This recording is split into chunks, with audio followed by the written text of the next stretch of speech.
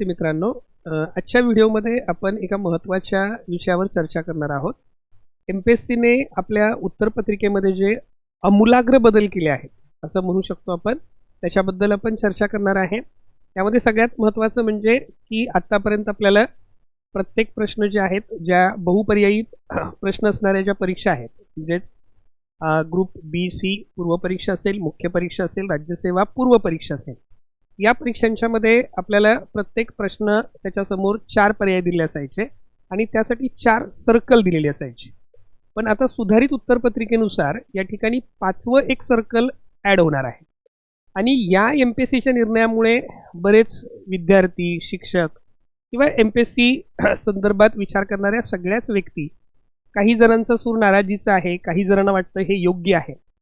अर्थात या निर्णयाबद्दल आपण चर्चा करणारच आहोत. पहिल्यांदा आपण हे बदल नेमके काय आहेत हे समजून घेऊया आणि मग त्याच्यानंतर आपण याच्याबद्दल चर्चा करूया. आता हे तुम्ही 24 डिसेंबर 2025चं जे एमपीएससीचं पत्रक आहे हे तुम्ही या ठिकाणी स्क्रीनवर पाहू शकता. याच्यामध्ये त्यांनी विषय स्पष्टपणे म्हटलंय, वस्तुनिष्ठ बहुपर्यायी परीक्षेच्या सुधारित उत्तरपत्रिकेबाबत. आत्तापर्यंत जी उत्तरपत्रिका आहे ही एका प्रतीमध्ये असायची. यामध्ये त्यांनी म्हटलेलं आहे, महाराष्ट्र लोकसेवा आयोगामार्फत आयोजित भरती प्रक्रियांमध्ये कालसुसंगत अद्ययावतीकरण व नाविन्यपूर्णता आणण्याच्या धोरणाचा भाग म्हणून विविध वस्तुनिष्ठ बहुपर्यायी स्वरूपाच्या परीक्षेकरता वापरण्यात येणारी उत्तरपत्रिका अधिक निर्दोष करण्याच्या हेतूने सुधारित करण्यात येत आहे. सुधारित उत्तरपत्रिका आयोगाच्या प्रचलित धोरणानुसार 2 प्रतीमध्येच असणार असून परीक्षेनंतर उत्तरपत्रिकेची मूळ प्रत आयोगाकडे जमा करावयाची आहे, तर दुय्यम प्रत उमेदवारांना सोबत घेऊन जाण्याची मुभा आहे.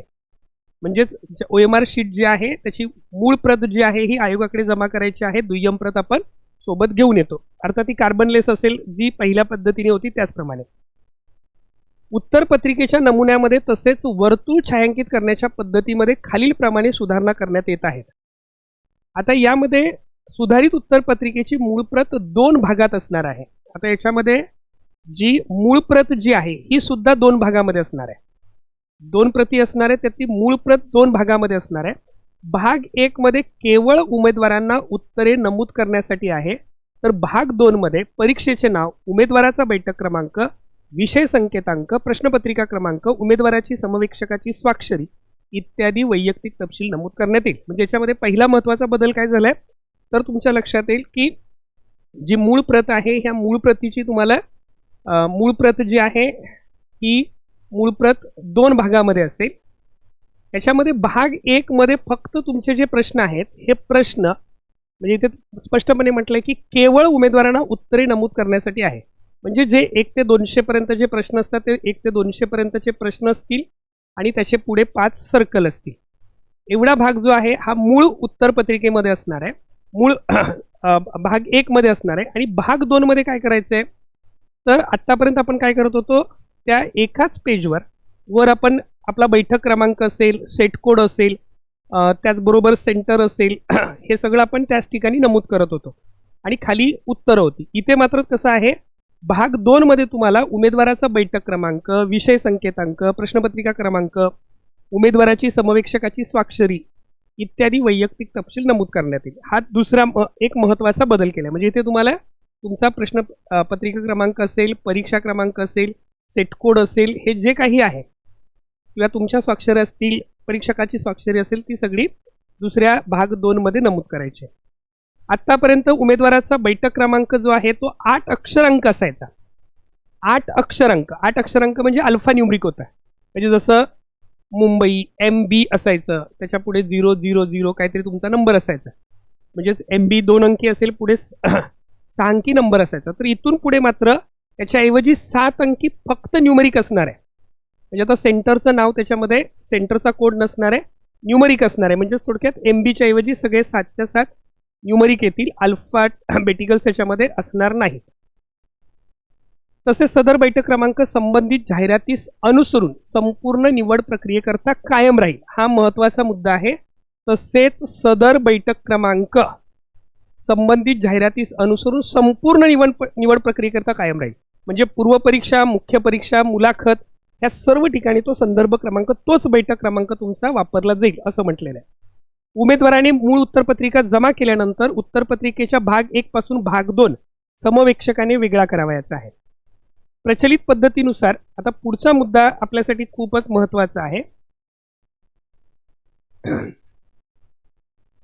याच्यामध्ये प्रचलित पद्धतीनुसार म्हणजे आतापर्यंतची जी पद्धत आहे, कोणत्याही प्रश्नाची अचूक उत्तरे नोंदवताना उत्तरपत्रिकेतील 4 पर्यायांच्या वर्तुळामधून एक वर्तुळ नोंदवायचे असले तरी उत्तरपत्रिकेवर 5व्या पर्यायाचे वर्तुळ नव्याने समाविष्ट करण्यात आलेले आहे. म्हणजेच आपल्या प्रश्नाच्या खाली 4 पर्यायच असणार आहेत, परंतु एक वर्तुळ मात्र 5व्या क्रमांकाचं नव्याने त्यामध्ये समाविष्ट करण्यात आलेलं आहे, ॲड करण्यात आलेलं आहे. 5व्या पर्यायाचं वर्तुळ छायांकित करण्याबाबत सविस्तर तपशील खालीलप्रमाणे आहे. हे मुद्दे लक्षात घ्या. हे 5वं वर्तुळ का दिलेलं आहे, तर प्रश्न त्याच्या खाली 4 पर्याय आहेत. 4 पर्यायापैकी एक उत्तर असणार आहे. 5वा पर्याय जो आहे हा कुणासाठी आहे, उमेदवाराने एखाद्या प्रश्नाचे कोणतेही उत्तर नमूद करत इच्छित नसल्यास 5वा पर्याय निवडायचा आहे. म्हणजे जे प्रश्न आपण अटेम्प्ट करत नव्हतो, या अनअटेम्प्टेड क्वेश्चनसाठी तुम्हाला 5वा पर्याय निवडायचा आहे. अनअटेम्प्टेड क्वेश्चनसाठी तुम्हाला 5वा पर्याय निवडायचा आहे. उमेदवाराने प्रत्येक प्रश्नाकरिता उत्तरपत्रिकेवरील 5 पैकी कोणताही एक पर्याय निवडणं अनिवार्य आहे. म्हणजे तुम्ही समजा तुम्हाला 4 पर्यायातलं उत्तर वाटत नाही की कोणतं आहे, त्याच्याबद्दल तुम्ही कन्फर्म नाही आहेत किंवा तुम्हाला ते निश्चित करता येत नाही की बाबा या प्रश्नाचं उत्तर पहिल्या 4 पर्यायापैकी कोणतं आहे. मग आपण आत्तापर्यंत काय करत होतो, तो प्रश्न तसाच सोडून देत होतो, एकही सर्कल डार्क करत नव्हतो. त्यामुळे तो अनअटेम्प्टेडमध्ये कन्सिडर केला जात होता, त्याचे मार्क्स मायनस होत नव्हते. आता जर तसा प्रश्न असेल तर तुम्हाला 5वं सर्कल डार्क करायचं आहे. समजा तुम्ही कोणतंही सर्कल डार्क केलं नाही तर तुमचे निगेटिव्ह मार्किंग सिस्टममध्ये ते मार्क्स मायनस होतील. जर तुम्हाला तो प्रश्न अटेम्प्ट करावायचा नाही तर तुम्हाला 5वं सर्कल जे आहे ते 5वं सर्कल म्हणजेच 5वा पर्याय जो आहे हा 5वा पर्याय निवडणं अनिवार्य आहे. अन्यथा सदर प्रश्नाकरिता गुणाच्या 25% अथवा 1/4 गुण जी निगेटिव्ह मार्किंग सिस्टम आहे उमेदवाराला प्राप्त होणाऱ्या एकूण गुणामधून वजा करण्यात येतील, कमी करण्यात येतील. म्हणजे जर तुम्ही 5वं सर्कल डार्क नाही केलं तरी सुद्धा तो प्रश्न अटेम्प्टेड आणि रॉंग कन्सिडर केला जाईल. तुम्ही तो अटेम्प्ट केला आणि तुमचं उत्तर चुकलंय असं गृहीत धरलं जाईल आणि निगेटिव्ह मार्किंग सिस्टमच्या नियमाप्रमाणे 1/4 किंवा 25%च्या नियमाप्रमाणे ते 25% मार्क्स तुमचे त्या प्रश्नाचे मायनस होतील. म्हणजेच 0.25 मार्क्स, समजा 1 मार्क्स असेल तर 0.25 मार्क्स तुमचे मायनस होतील. उत्तरपत्रिकेमधील सुधारणेसह उत्तरपत्रिकेच्या मूल्यांकनाच्या कार्यपद्धतीमध्ये काही बदल करण्यात आलेले आहेत. बघा याच्यामध्ये काय म्हटलंय, खालील प्रकरणी प्रत्येक प्रश्नाकरिता 25% किंवा 1/4 गुण एकूण गुणामधून वजा करण्यात येतील. कधी कधी जर 5 पैकी एकही पर्याय छायांकित केला नसेल तर 5 पैकी एकही पर्याय छायांकित केला नसेल तर तुमचे 25% गुण वजा होणार आहेत. ही बाब सर्वांनी लक्षात घ्यायची. त्याच्यानंतर एकापेक्षा जास्त वर्तुळ छायांकित करणं किंवा तसा प्रयत्न करणं. जर समजा तुम्ही काय केलं, तुम्हाला पहिल्यांदा वाटलं की या प्रश्नाचं उत्तर 2 नंबरचं ऑप्शन असेल, ही 5 सर्कल आहेत, तुम्हाला वाटलं की 2 नंबरचं ऑप्शन आहे, परत थोडासा विचार केल्यावर लक्षात आला रे हे चुकीचं आहे, 3 नंबरचं ऑप्शन आहे, म्हणून तुम्ही 3 नंबरचं सर्कल डार्क केलं तर इथे सुद्धा तुमचे मार्क्स मायनस होणार आहेत. आत्तापर्यंत बऱ्याच मुलांना असा समज होता की 2 सर्कल डार्क केले की निगेटिव्ह मार्किंग सिस्टममध्ये मार्क्स वजा होत नाहीत, तर इथे हे सुद्धा मार्क्स तुमचे मायनस होणार आहेत. म्हणजे निगेटिव्ह मार्किंग सिस्टम तिथेही लागू होणार आहे. उत्तरामध्ये दुरुस्ती करणे किंवा तसा प्रयत्न करणे. म्हणजे समजा तुम्ही इथे उत्तर डार्क करायला गेलात, अर्ध सर्कल डार्क केलं, परत तुमच्या लक्षात आलं नाही 3 नंबरचा पर्याय आहे, तिथे तुम्हाला काहीतरी खून केलेली दिसली किंवा खाडाखोड झालेली दिसली तरी सुद्धा तुमचे मार्क्स मायनस होतील. आणि उत्तरपत्रिकेमध्ये सोडवलेले प्रत्येक चुकीचे उत्तर आणि जेवढे प्रश्न तुम्ही अटेम्प्ट केलेत त्यातली उत्तरं चुकतील त्याचे मार्क्स सुद्धा मायनस होतील. म्हणजे आत्तापर्यंत फक्त चुकलेल्या प्रश्नाचे मार्क्स मायनस होत होते. आता ह्या 4 मुद्द्यांचा विचार करावा लागणार आहे.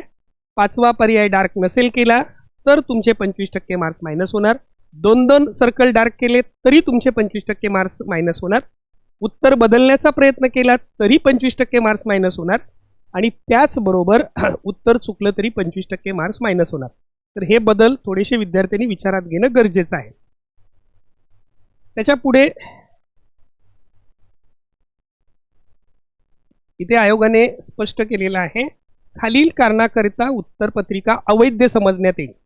तुमची जी उत्तरपत्रिका आहे ही ग्राह्य धरली जाणार नाही केव्हा मूळ उत्तरपत्रिकेवरील पृष्ठ 1 भाग 2 वर विहित ठिकाणी स्वाक्षरी न केल्यास. तुमची स्वाक्षरी नसेल तर ती वैध समजण्यात येणार नाही, म्हणजे थोडक्यात ती कन्सिडर केली जाणार नाही. काळ्या शाईच्या बॉल पॉईंट पेन व्यतिरिक्त अन्य शाईचा किंवा अन्य प्रकारचा पेन वापरला, म्हणजे तुम्हाला पेन जो वापरायचा आहे हे सगळं भरण्यासाठी, उत्तर डार्क करण्यासाठी हा केवळ काळ्या शाईचा बॉल पॉईंट पेन वापरायचा आहे.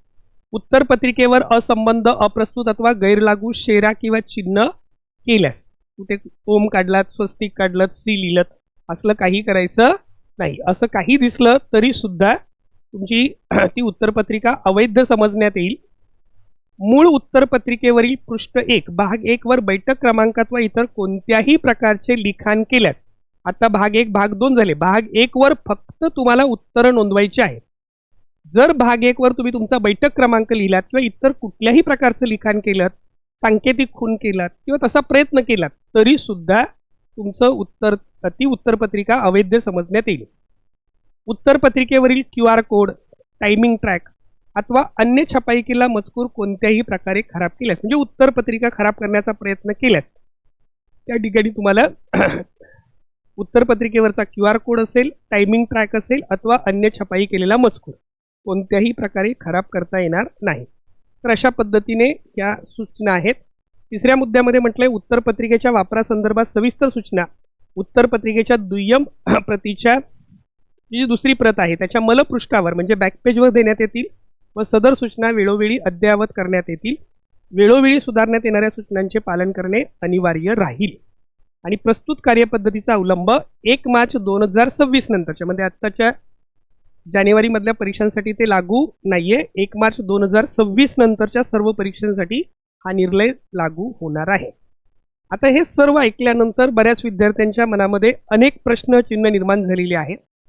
पहिलं, अगोदरच्या पद्धतीत काय चुकीचं होतं, का बदलली ती पद्धत, हा प्रश्न प्रत्येकाला आला असेल. साहजिकच आयोगाने घेतलेला हा जो निर्णय आहे याच्यामागे काहीतरी सकारात्मक कारणं असणार आहेत. पण त्याचबरोबर म्हणजे उदाहरणार्थ जेव्हा आपण समजा ग्रुप B-C पेपरचा विचार करतो, ग्रुप B-C पेपरमध्ये आपण पाहतो की 100 प्रश्न आहेत. 100 प्रश्न विद्यार्थ्याला 60 मिनिटात सोडवायचे आहेत. त्यामध्ये सुद्धा गणित, बुद्धिमत्तासारख्या घटकाचे 20-20 प्रश्न असतात की ज्या ठिकाणी बऱ्याचदा खूप अवघड कॅल्क्युलेशन्स मुलांना करावे लागतात. आणि 100 प्रश्न 60 मिनिटात सोडवणं विद्यार्थ्यांसाठी खरोखरच दमछाक होणारी गोष्ट असते. आणि त्याच भर म्हणजे हा 5वा पर्याय ॲड झालेला आहे, भरावयाची माहिती वेगळी, मूळ उत्तरपत्रिका वेगळी, हे सगळं ॲड झालेलं आहे. त्यामुळे कुठे ना कुठेतरी विद्यार्थ्यांना टाईम मॅनेजमेंटबद्दल काळजी वाटणं हे क्रमप्राप्त आहे. परंतु झालेले बदल हे कुठल्याही एका विद्यार्थ्यासाठी नाही आहेत, परीक्षेला बसलेल्या सर्व विद्यार्थ्यांसाठी हे बदल झालेले आहेत. त्याच्यामुळे हे बदलसुद्धा आपण सकारात्मक दृष्टीने विचारात घेतले पाहिजेत. थोडंसं जसे पहिले 4 सर्कल डार्क करण्यामध्ये आपण एक्सपर्ट झालेलो होतो, अधिक सराव केल्यास आणखी या जी नवीन पद्धती आहेत त्याचा सुद्धा तुम्हाला सराव होईल आणि ती आपलेशी वाटेल. आता आयोगाने या परीक्षा पद्धतीमध्ये बदल करण्यामागे काही कारणं असतील. आता हे लक्षात येते की बाबा गट ब किंवा गट क सारख्या परीक्षा ज्या आहेत ते राज्यसेवेचा सीसॅटचा पेपर असेल, राज्यसेवेच्या शक्यतो GSच्या पेपरला तेवढा अडचण येत नाही कारण 2 तासाचा वेळ असतो, पण सीसॅटच्या पेपरला सुद्धा तो 2 तासाचा वेळ पुरत नाही. अशा प्रश्नपत्रिकांच्या मध्ये टाईम मॅनेजमेंटचा प्रश्न हा निर्माण होणारच आहे. विद्यार्थ्यांना या ठिकाणी प्रश्नपत्रिकांचा जास्तीत जास्त सराव करणं गरजेचं आहे. त्यासाठी आयोगाच्या OMR शीटचा वापर करणं नवीन पद्धतीमध्ये ते सुद्धा विद्यार्थ्यांना खरं तर क्रमप्राप्त आहे. पण असं करण्यामागे आयोगाची काही सकारात्मक कारणं असतील. यामध्ये तुमच्या लक्षात येऊ शकतं की समजा एखाद्या उत्तरपत्रिकेमध्ये तुम्ही उत्तर ज्यावेळेला प्रश्न कोरे ठेवता ती प्रोसेस जी आहे, अर्थात आयोगाच्या सगळ्या परीक्षा हल्ली CCTVमध्ये वगैरे CCTV असते, सगळ्या निगराणीमध्ये पार पडतात. पण उद्या कुणीही असा दावा करू नये की माझी उत्तरं बदलली गेली, म्हणजे मी दुसऱ्या प्रश्नाचं उत्तर अटेम्प्टच केलं नव्हतं कुणीतरी मुद्दामहून ते उत्तर अटेम्प्ट केलेलं आहे असा तुम्ही दावा करू शकत नाही. यासाठी आयोगाने हा बदल केला असेल. दुसरं महत्त्वाचं की यामध्ये कदाचित आयोगाला काही गैरप्रकार सुद्धा वाटले असतील की बाबांनो काही गैरप्रकार होऊ शकतात आणि त्याच्यामुळे आयोगाने हा बदल केला असावा. तर हे जे बदल आहेत हे आपण सकारात्मकरित्या त्याचा विचार करावा आणि त्याचबरोबर या बदललेल्या परीक्षा पद्धतीचा चांगला सराव करावा. त्यामुळे जेणेकरून तुम्हाला परीक्षांना आत्मविश्वासाने सामोरं जाता येईल. अर्थात विद्यार्थी हा तेवढाच परिवर्तनशील असतो, त्यामुळे तो हे बदल जे आहेत हे बदल आपोआपच स्वतःमध्ये अंगीकृत करतो आणि सकारात्मकरित्या परीक्षेला सामोरा जातो. त्यामुळे तुम्ही सर्वजण या परीक्षेला अतिशय सकारात्मकरित्या सामोरे जाल. सर्व विद्यार्थ्यांना या परीक्षेसाठी हार्दिक शुभेच्छा. त्याचबरोबर या परीक्षांसंदर्भात तुम्हाला कोणतंही मार्गदर्शन हवं असल्यास ओमकार क्रे अकॅडमीच्या वतीने हे मार्गदर्शन केलं जातं. ओमकार क्रे अकॅडमीच्या माध्यमातून पुढील वर्षासाठी ज्या परीक्षा सुरू आहेत मग त्यामध्ये गट ब क ची परीक्षा असेल, राज्यसेवेची परीक्षा असेल, सरळ सेवेच्या परीक्षा असतील किंवा TETच्या परीक्षा असतील, ह्या सर्व परीक्षांसाठी जे मार्गदर्शन वर्ग आहेत हे 11 जानेवारी 2026 पासून सुरू होत आहेत. तर त्याचाही विद्यार्थ्यांनी अवश्य लाभ घ्यावा. हे जे मार्गदर्शन वर्ग आहेत हे आपले ऑनलाईन आणि ऑफलाईन हे दोन्ही स्वरूपामध्ये असतील. तर त्याचाही सर्व विद्यार्थ्यांनी लाभ घ्यावा. पुन्हा एकदा MPSC परीक्षेची तयारी करणाऱ्या सर्व विद्यार्थ्यांना ओमकार क्रे अकॅडमीच्या वतीने खूप खूप शुभेच्छा. धन्यवाद.